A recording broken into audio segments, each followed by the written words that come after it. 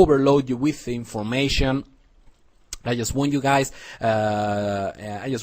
to remember that when it comes to before you actually pull the trigger, you must know where you will exit the trade, okay, or at what level you are looking to bail out of the trade, both if it goes wrong, and therefore we're talking about your stop loss level, and both if hopefully well, it goes in your direction, and therefore we are talking about your price targets.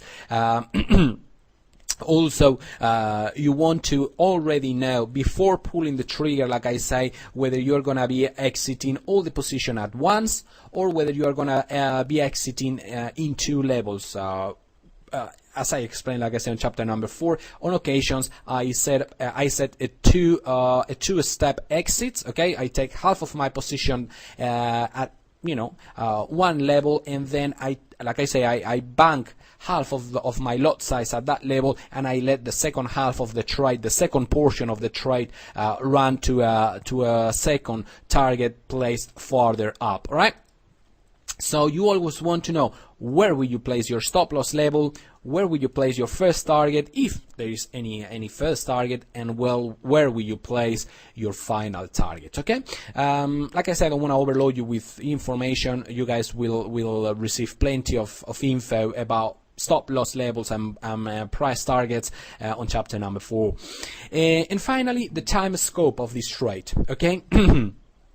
How long do I expect, or do I want to have this trade open?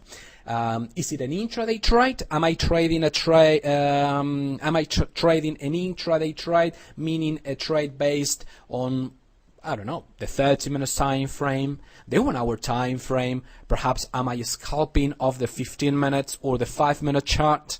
Or perhaps am I taking a long-term entry of the daily, weekly, God, even monthly charts? I don't trade the monthly charts. It's just way too long for me.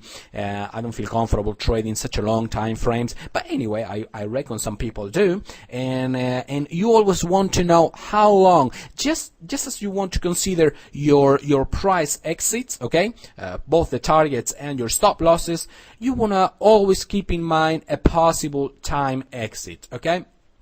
For example, if you're trading, if you're considering an intraday trade, and by the time your trading session, by the time the day has come to an end, you don't see price moving in your direction, your targets have not been met, or even price, it's basically moving nowhere. It's basically it's just not taking in your direction. You may want to manually close your trade. Why? Well, quite frankly, because you may be riding a momentumless swing. Okay, you always wanna keep in mind that if you are taking, for example, an intraday trade, that means that you should enter and exit the trade within 24 hours. Okay, within the trading day or within your trading shift. Okay.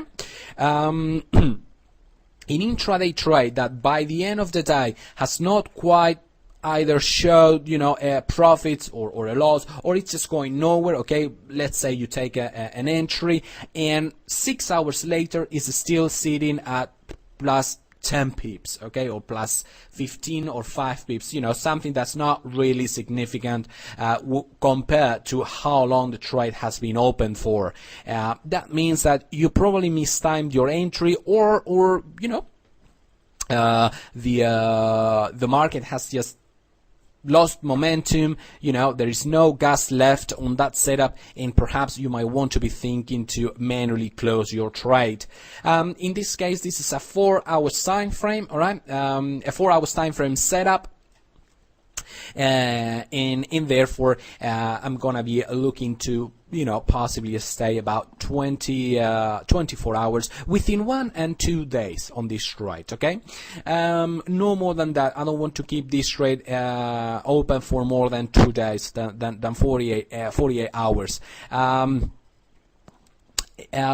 If it you know, if it stretches out beyond the 48 hours time limit, I will have to reassess the situation, because like I say, perhaps I have either mistimed my entry, or the uptrend, this uptrend that you are seeing right now just doesn't have the any more gas left. Okay, so always keep in mind how long you want to keep your trade on. If you're trading off the daily, perhaps you